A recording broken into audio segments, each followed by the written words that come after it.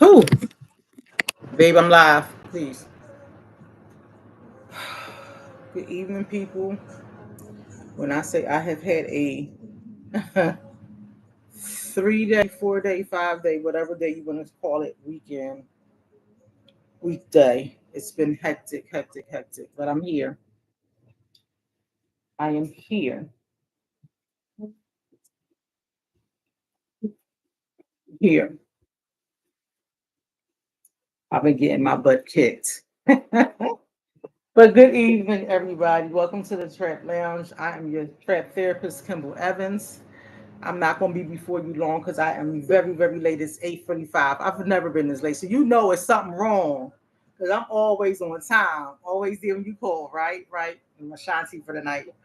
But I'm going to do this midweek check-in really, really quickly. Really, really quickly. I put up the gray part. I wanted to put up the Speedy Gonzalez real fast. Lord have mercy. I've been running.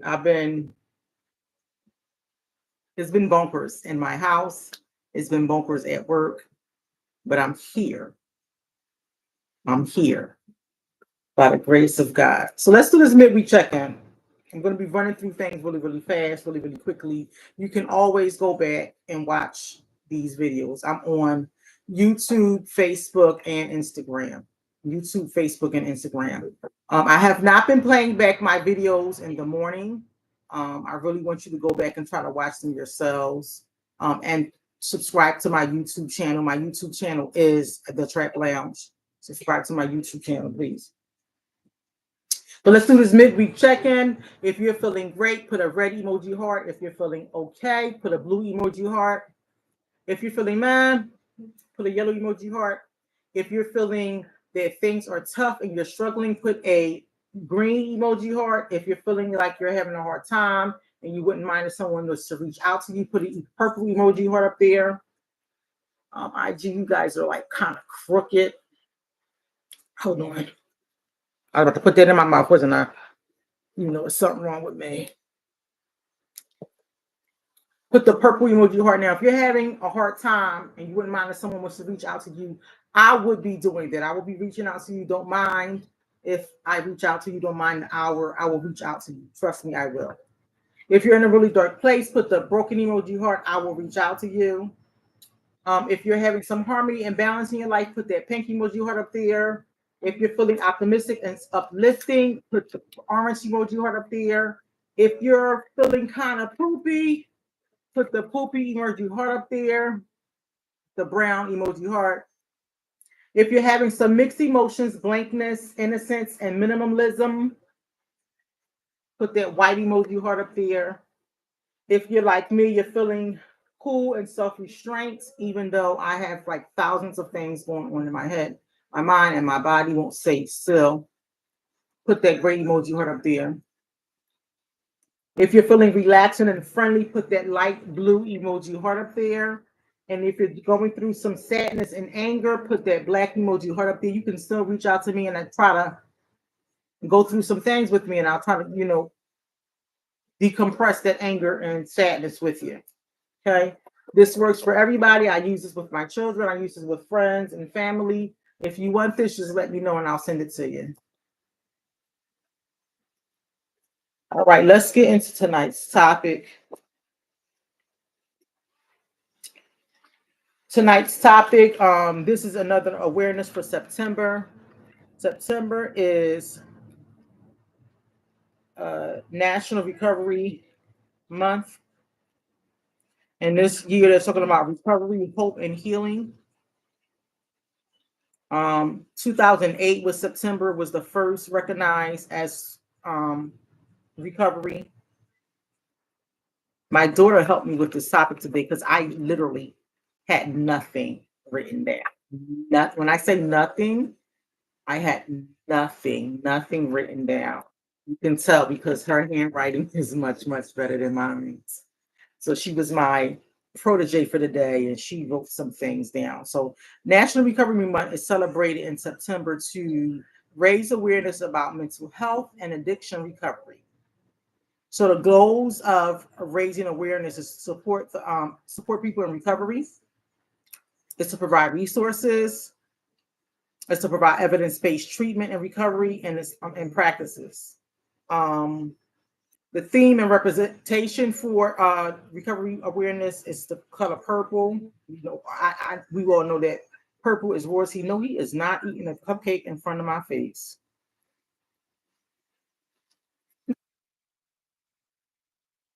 Sidebar. I digress. I can't eat like he eats. I digress. I'm sorry, guys. And this was interesting to me when I was looking up, you know, representation for things. Um, they have a symbol for recovery. Birds in flight. So blue jays, cardinals, eagles, they have as symbols for recovery, which is awesome.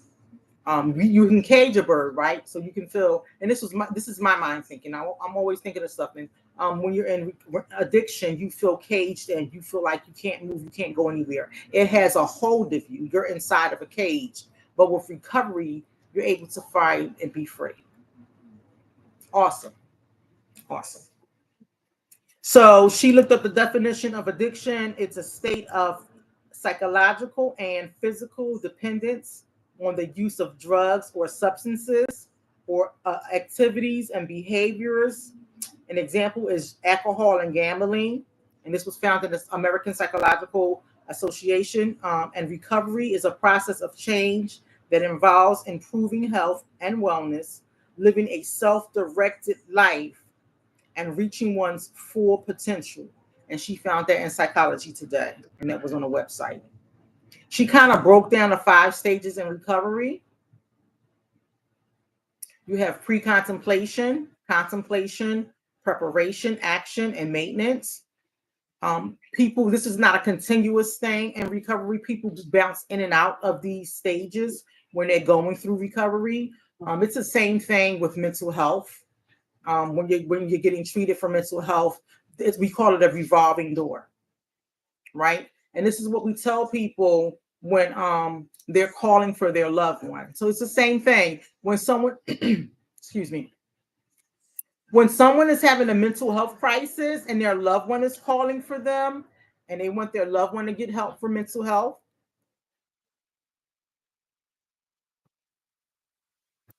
You guys know what I'm missing? Babe, I need my mouth apparatus. Can you get me some gum? Some gum. It's right on my work desk. I'm not sitting here without my mouth apparatus in my. I call it gum. My gum to me is called it's my mouth apparatus. I'll tell you why I call this my mouth apparatus, because I talk too much. And sometimes the wrong things used to come out my mouth. I've learned not to have those things come out. I chew gum. And if I don't chew gum, I'll talk too fast and I end up biting the side of my cheeks while I end up biting my lip, my tongue. I can't afford to do it all day long. So I'll be tearing some gum up. Tearing some gum up. So the same thing with mental health. It's the same thing with addiction. We can't force someone into treatment. So when you're calling for help for your loved one, we'll tell you, I know you're calling for them, but can we talk to them? Well, they don't want to talk right now. And I say, well, if we send somebody out to them, what makes you think they're going to want to talk to us anyway? And family members get upset. Well, a mom called yesterday. Well, he's not in his right mind. His brain is sick, is what she said, and she's absolutely right. His brain is sick because he's using substances. It's called substance use disorder.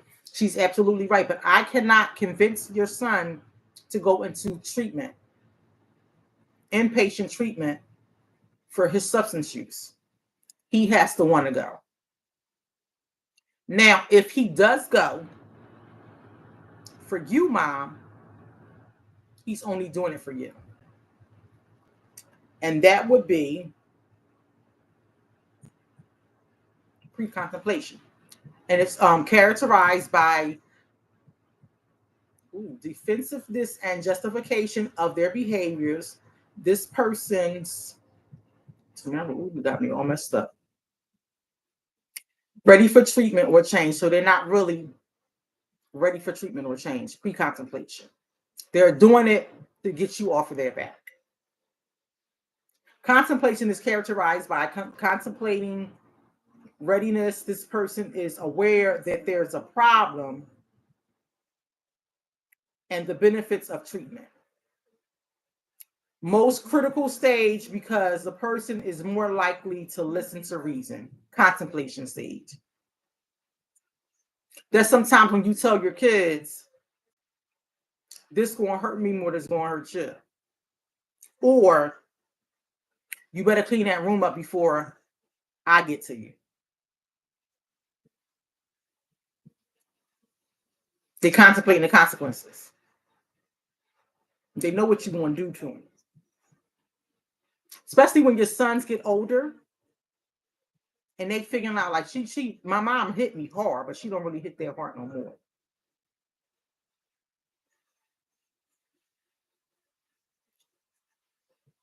So it's the same thing for your mental health. We'll come out and we'll talk to them, but if they don't want to go, we can't force them to go. Preparation stage. This individual is building a sense of urgency regarding their desire for change. They may have made some steps towards taking action. They may have said, in a couple of days, I might stop by mom's house, see how she's doing, talk about going inpatient. I might even call.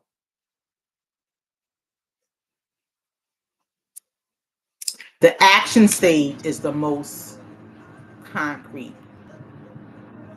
Action stage is characterized by prolonged periods of abstinence. An indication to seek professional help before or after relapse. This person is committed to change and has made significant changes in their lives. Action is action. When you're on a film and it says action, you're ready for the role. You're saying your lines, you're ready to go. The same thing for someone that's in this stage. They're ready to take the steps to abstinence, to stop using. The maintenance stage is upkeeping the lifestyle to their change, working hard to prevent the relapse. For most people, to be committed, it has to be either 2 to 5 years necessarily to truly break the habit and solidify change. Recovery is at a cross. She got this from Recovery at a Crossroads. I'm sorry. Yeah, she's confusing me. So it takes 2 to 5 years to truly break the habit. And that's with anything. So if you're addicted to sex, 2 to 5 years. If you're addicted to gambling, 2 to 5 years. If you have a problem putting your hands on women, it's a habit. Gotta break that cycle. And this all comes with therapy. This all comes with you talking and getting into therapy to understand the habits, to understand where everything comes from. Okay?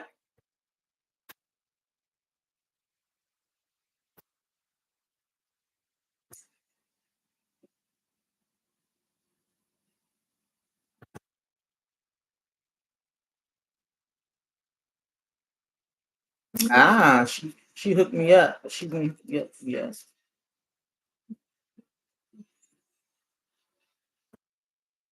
She's talking about medications here. Medications, behavior therapists. Okay. And I got something here. Recovery options. There are safe and effective ways to recover from substance use disorder. Finding the right treatment option can be the key to a successful recovery journey.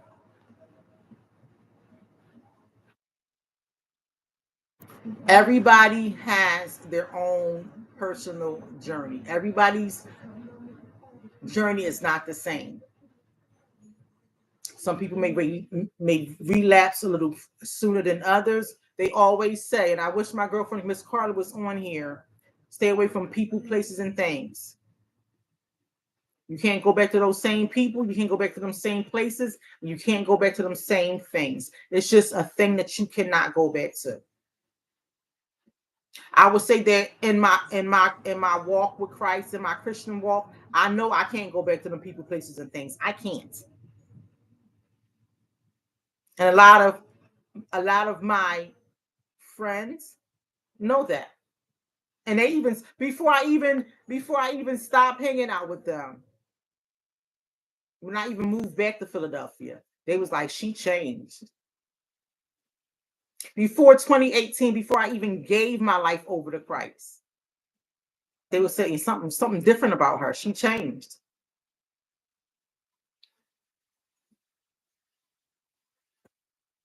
Once you get tired of doing the same thing and getting the same results,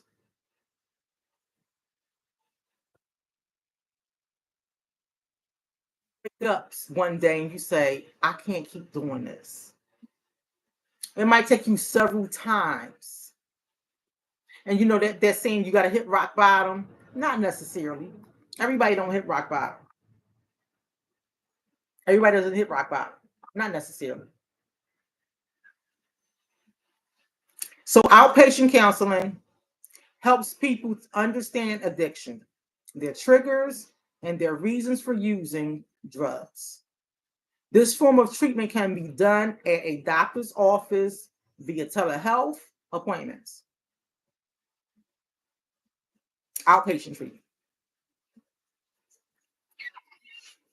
Inpatient rehabilitation is a full-time facility providing a supportive environment to help people recover without distractions or temptations.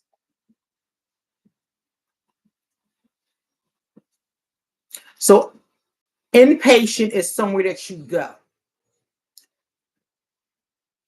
And sometimes when I get those calls for people saying they need inpatient rehab, my thing is they're changing their environment and they do well in a different environment. But when they come home, they're coming back to the same thing that they ran from. They're getting themselves right. They're going to treatment. You know, they're doing all the work inside in a different environment. But when they come back, they come back to the same thing that they was running from. You see how that revolving door comes back to? You're coming back to them same problems. You're coming back to the same maybe family that you had the problems with. Be it a nagging wife, be it a nagging husband, be it nagging kids, being a job that you don't like.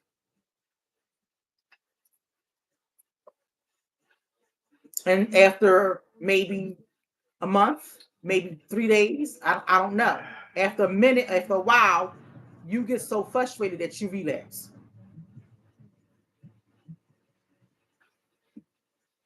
So you go away for rehab to a good place. I know somebody that finished the whole entire program. So proud of them. They finished the whole program and they came right back to the same crappy environment. Now they do have rehab where you, after you graduate from that program, they put you into a recovery house. So you're in the recovery house until they can find you housing. Until you're in a recovery house and they You certainly have to pay for the bed that you're in. You have to work, you have to work and, go to some programs in there, maybe some meetings you have to go to there. So there's stipulations there, but you don't go back to the same thing that you ran from. You don't go back to that same environment. So you do have some structure there at the recovery house. And you step up to understanding some things that you have to do when you're out of the program into another program. So some people that were addicted to a substance do get addicted to programs. AA, NA, they get addicted. They go to every program. I would say that's a good thing in a sense. It's another high, but they still get addicted to that program. Behavioral health care. Train providers who help with mental health concerns. There's medication for opioid use disorder. Specific conditions like opioid use disorder may require medications as the first course of treatment. MOUD can help with cravings and withdrawal symptoms. It's effective in helping people reduce illegal opioid use, stay in treatment longer, and reduce the risk of opioid involvement overdose. We have a lot of our young people. Sir, could you stop doing that? You don't hear him, but I do. That's my dog. This is my dog Zeus. We have a lot of our young people that's been caught up in the opioid crisis. We have a lot of our young people that's down in the danger zone of, as they call it, in Philadelphia. It's called Kensington and Allegheny, K&A.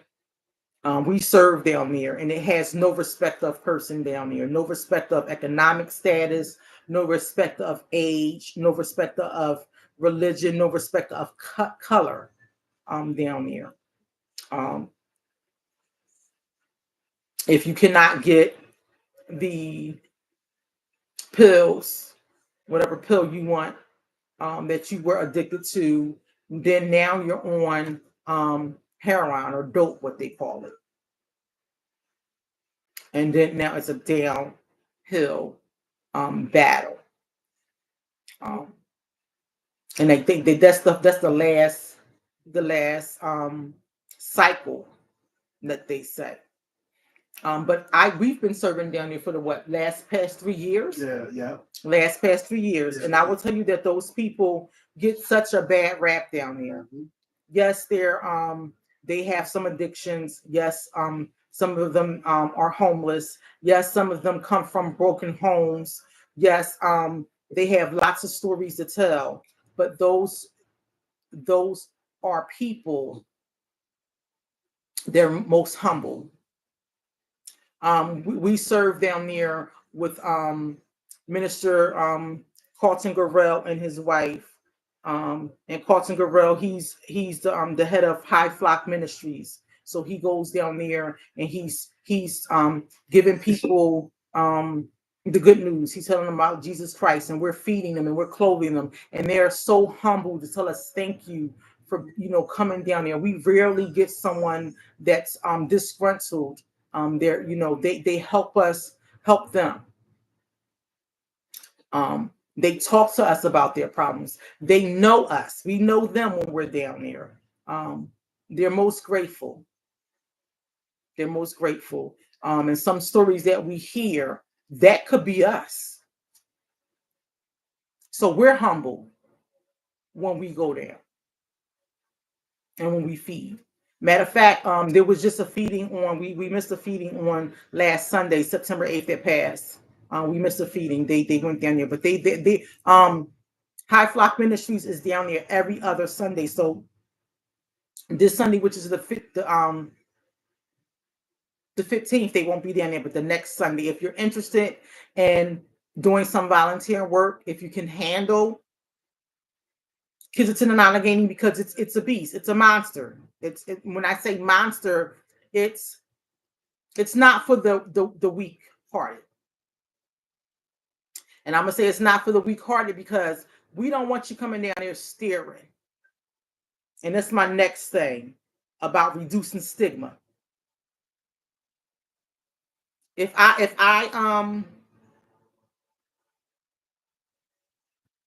take care of my family and I get upset about, if you're talking about my family, they are my family when I'm down there. I look out for these people.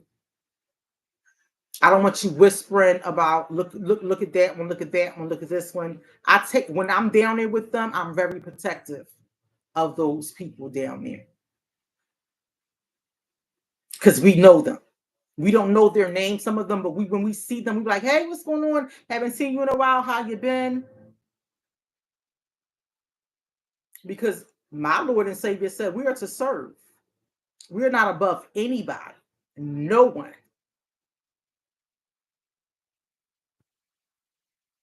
So if you want to come down the next Sunday, not the 15th, that's coming up, the next Sunday, if you want to come down and volunteer, I'll leave Minister Carlton Garrell's information in the comment section for you.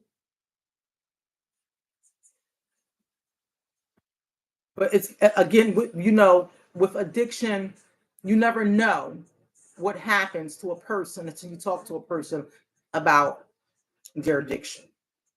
What got them there? What brought them there? Right? So let's talk about reducing stigma. Is so very important. Addiction can happen, again, to anyone. To anyone. Substance use disorder is a treatable chronic disease that can affect people of any age, any race, any gender, any income level, or any social class. No one driving factor leads to substance use disorder.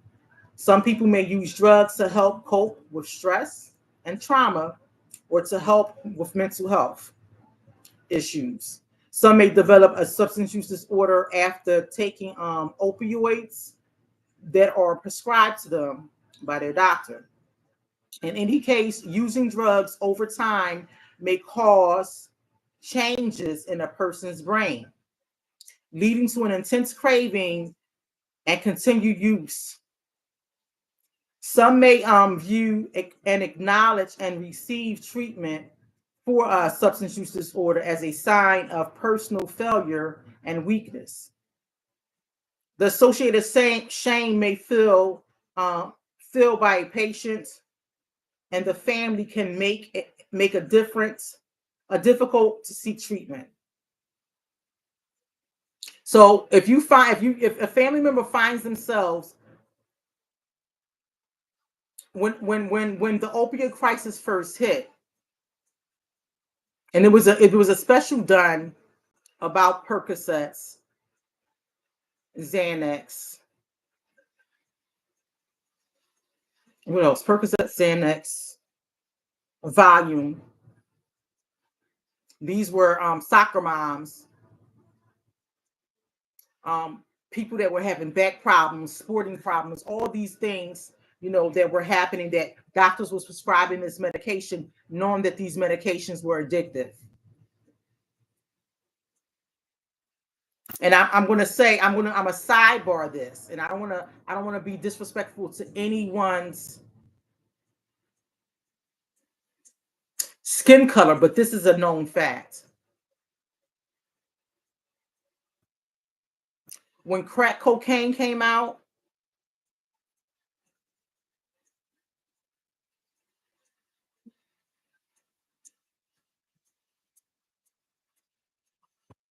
back in the 80s and the 90s, it was poured into a particular community with a particular plan of a race, people of color. And it was wiping people out from left and right.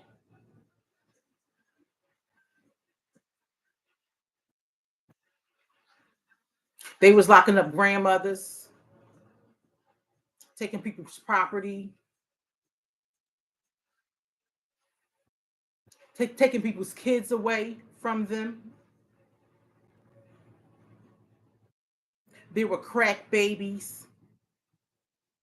There are now crack adults having children. They're now grandchildren, grandparents. And so now with this opioid epidemic that they call it, I'm being real, y'all. The skin ain't the people of color. It's an epidemic. And they're racing to find the cure, to get help.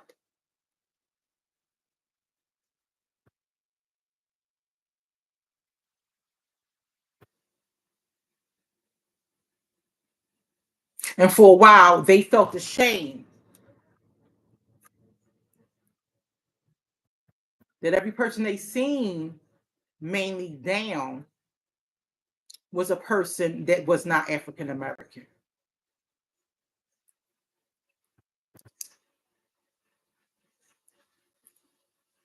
I'm on a page on Facebook. I'm not going to name the page because I honor and I respect that page. So many people on that page, loved ones, family members. We do have success stories on the page. Hallelujah, God. That are missing their family members, their loved ones. They're trying to find them.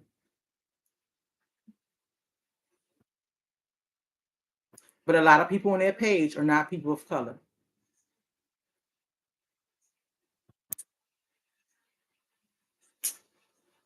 So that's a negative stigma. When crack first came out, it was all about Black people. It wasn't an epidemic then. I'm just keeping it real. We didn't get any help.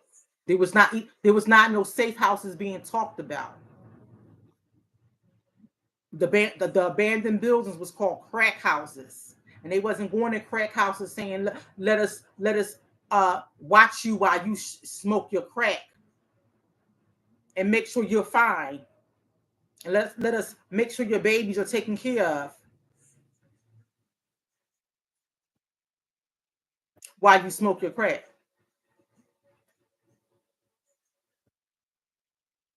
There was none of that talk.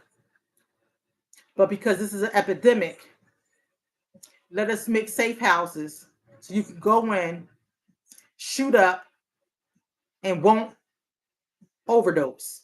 We'll have nurses there just in case you overdose. We don't want that happening. We don't want too many people dropping dead for that because of the color of your skin. Now, I'm a God-fearing woman. I love everybody, but the facts are the facts.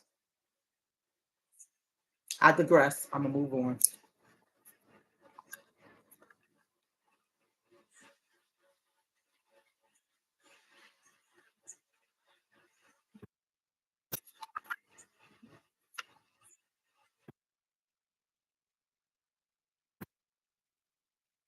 I got 2 minutes. Sister Stephanie, I see you up there. I'm about to come. I'm about to switch on over.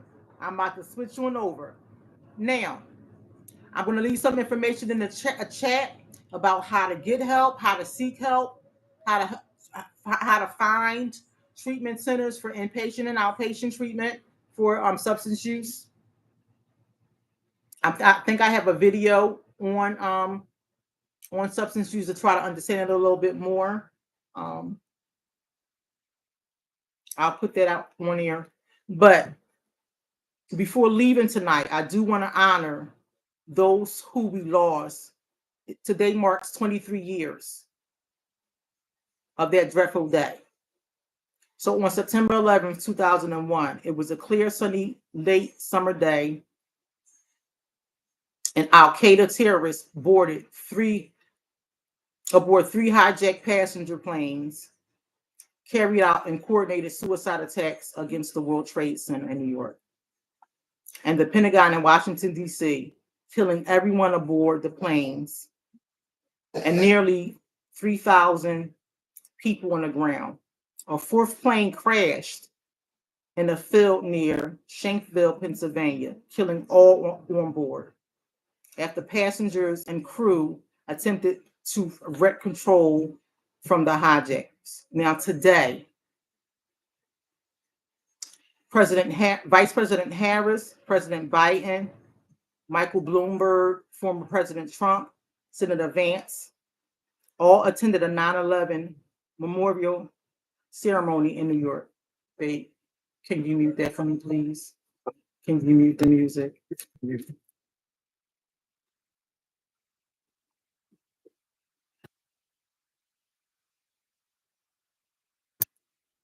Just turn it down.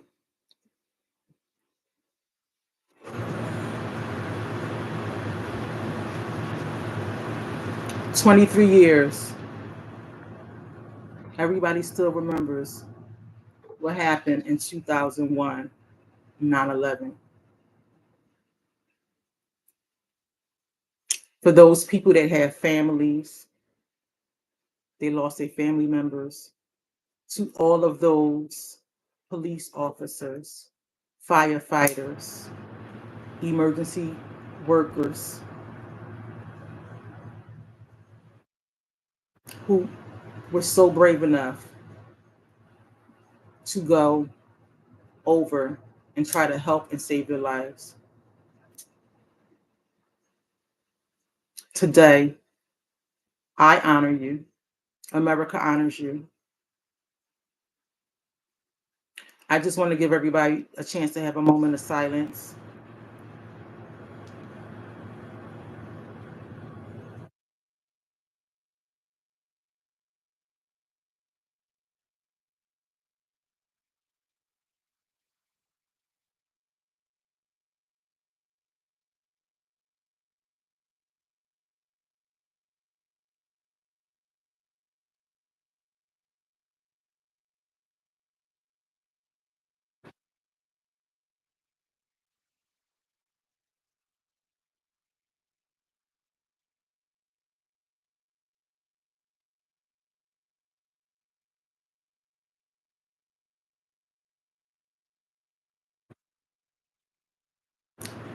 Let us all hope and pray that we find peace in this world, that we all love one another. And I know that throughout this tragedy, what happened 23 years ago, America, we all stood together, united, helped each other up, gave each other hugs. We didn't see color. We didn't see economic status. We see human to human, blood to blood. We all stood together, shoulder to shoulder. I thank you guys for watching tonight. I'm going to give a shout out to my pastor, Pastor Jen Solomon from Revival Christian Church. We are reading a book, guys. My pastor is, she's getting on fire. She's been on fire for Christ, but we're reading a book. This book is a wonderful book. If you want to read it, it's on Amazon. I think it's $11. I've gotten this book for every female in my family. They are excited. They're reading it. We're going to start the book club for Revival Christian Church. Is starting the book club in October. It is called I Surrender All. If you've seen Priscilla Shear in the War Room, she has written this book. You can get this book from Amazon for $11. If you order it now, today is Wednesday. It'll come by Friday. It's an awesome book. It ain't my book, so it got to be an awesome book if I'm pushing this book out there for you guys. This is an awesome, awesome book. It's a good read if you don't have anything to do. I want to start reading mine now. I'm trying to wait. but this book is $11. It's on sale. I don't know how long that sale is going to last. If you are a Prime member, it's on sale. You get 33% off. So it's $11. If you're not a Prime member, I can hook you up. Just tell me how many books you want. I'll order them, cash add me the money over. I'll order them and I'll give them to you. Okay, guys? Remember, I am trying to do Tattered and Battered November 16th. Tickets are $45. If you have my book, The Healing Journal, tickets will be $25. I'm going to do a small chat and chew there. This is going to be a workshop,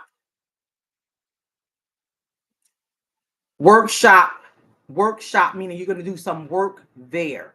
I'm putting something together. We're going to be doing a workshop there with the Healing Journal. Get ready, guys, for this day. It's going to be some work. If you're ready to be healed, if you're ready to step into the new year 2025 with a new attitude, with some things getting taken off your shoulders, November 16th, I'm looking for a hall to do this in. And this is all on me. Nobody would be doing this but me. This is all on me. November 16th, Tattered and Battered workshop. Tickets are $45. If you already have the Healing Journal, tickets will be $25. Stay tuned for the place. I'm trying to look for a place right now. Sister Stephanie, I know I'm supposed to be calling you. I will call. This week has been very, very, very, very, very busy. Okay, guys, I have to get off. I have to get on my prayer line with my sister. I love you guys. I will see you guys next Wednesday. Be safe. God bless.